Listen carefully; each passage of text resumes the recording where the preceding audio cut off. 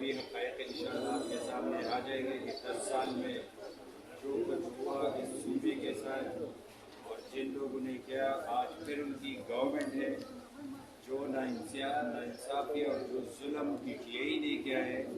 خیبر پختونخوا کے ساتھ، تو اس کو انشاءاللہ ٹائم ٹو ٹائم ہم ایکسپلین کرتے رہیں گے۔ لیکن آج جو میں بات کر رہا ہوں وہ مور دین 50% خیبر پختونخوا میں جو آج حالات ہیں، مور دین 50% اس لیے میں کہہ رہا ہوں کہ آج ایکس فاٹا کے 8 ڈسٹرکٹ میں اور 7 ڈسٹرکٹ ایکس فاٹا کے، تو دونوں ملا کر تقریباً 20 اضلاع بن جاتے ہیں، اور خیبر پختونخوا میں ٹوٹل ہے کوئی 30+ ڈسٹرکٹ ہے۔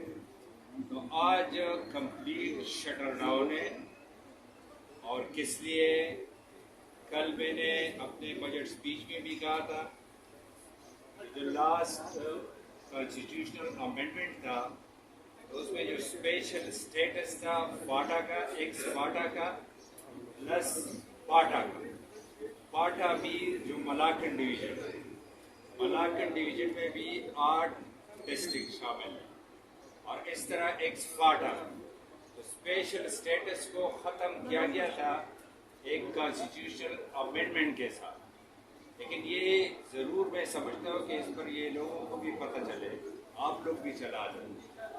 کہ یہ جو فاٹا ریفارمز کمیٹی بنی تھی مرجر کے حوالے سے تھی، جو سرتاج عزیز صاحب ہٹ کر رہے تھے، تو اس میں یہ recommendation with the consent of all political parties, with the consent of government and the then opposition, with the consent of local جو مشران ہیں یا جو ملکان ہیں یا جو اسٹیک ہولڈر ہیں، وہ سارے اس میں شامل تھے، اور تھارولی ایگزامن کیا گیا کہ جو ایکس فاٹا ہے پلس پاٹا ہے، جو لیونگ اسٹینڈرڈ ہے جو ادر دین یہی ایریاز ہے پاکستان میں، اس سے بہت لو ہے، وہ ہر سیکٹر میں۔ وہ اگر آپ لے لیں ایجوکیشن سیکٹر تو آپ لوگوں کو پتہ ہونا چاہیے کہ فاٹا میں لاسٹ ایئر تک کوئی یونیورسٹی نہیں ہے۔ اس طرح اسکولوں کے حوالے سے، اس طرح ہیلتھ کے حوالے سے، اس طرح انفراسٹرکچر کے حوالے سے، اس طرح جو مختلف ڈیزاسٹر آئے پاٹا پر بھی فاٹا پر بھی، چاہے وہ آرتھکویک کی صورت میں ہو، چاہے وہ ملیٹنسی کی صورت میں ہو، چاہے وہ فلڈ کی صورت میں ہو، تو مختلف ادوار میں مختلف ڈیزاسٹر بھی آئے۔ تو وہ لوگ جو آلریڈی باقی ملک سے نیچے لیونگ اسٹینڈرڈ میں تھے وہ اور نیچے چلے گئے۔ تو اس کمیٹی کے ریکمنڈیشن میں یہ تھا کہ فار 10 ایئرز ہم ڈویزیبل پول سے یہ جو ایریاز ہیں وہاں 2% ہم دیں گے، جو کہ اماؤنٹ بنتا تھا تقریباً آلموسٹ 100 بلین، اور 10 سال کے لیے، تو 10 سال کا اندازہ لگا لیں تو 1000 بلین، 1000 بلین اگر لگ جاتے ہیں تو آج ان کی حالات یہاں سے کافی اپ جاتے، اور ساتھ یہ بھی لکھا گیا تھا تب ہم جا کر ایوالویشن کریں گے کہ اگر ان لوگوں کی اسٹینڈرڈ اپ ہوئے تو تب ہم جو ٹیکسز ہیں انکلوڈنگ پروونشل اور فیڈرل ٹیکسز، تو تب ہم ایکسٹینڈ کریں گے۔ فاٹا ریفارم بات ہو رہی تھی ایکس فاٹا کی، جب ٹیبل ہوا جو کر تو اس میں فاٹا کو سلیش کر کے ساتھ پاٹا بھی شامل کیا گیا، اور وہ جو فرسٹ ٹائم ریکمنڈیشن آئی تو یہ ریکارڈ پر میں لانا چاہتا ہوں کہ اس وقت پرویز خٹک صاحب چیف منسٹر تھے،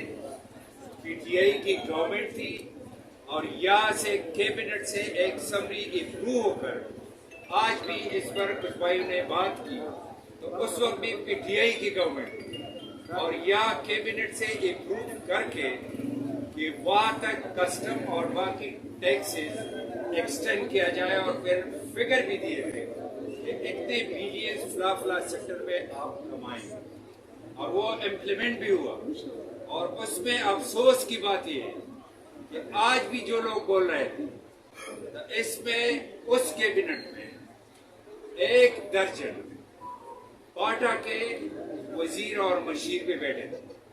مجھے پتہ نہیں کہ اس وقت وہ سو رہے تھے, وہ کچھ اور سوچ رہے تھے,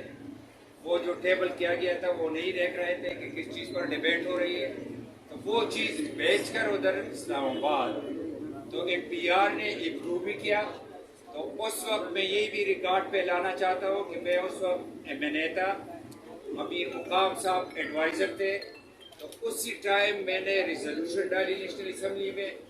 اور وہی اسپیچ ریکارڈ کا حصہ ہے کہ میں نے نیشنل اسمبلی فلور پر کہا کہ اگر یہ ایکسٹینشن ہو جاتی ہے تو میں ادھر نہیں بیٹھوں گا اور میں ریزائن کروں گا. پھر میں اور امیر مقام صاحب ہم گئے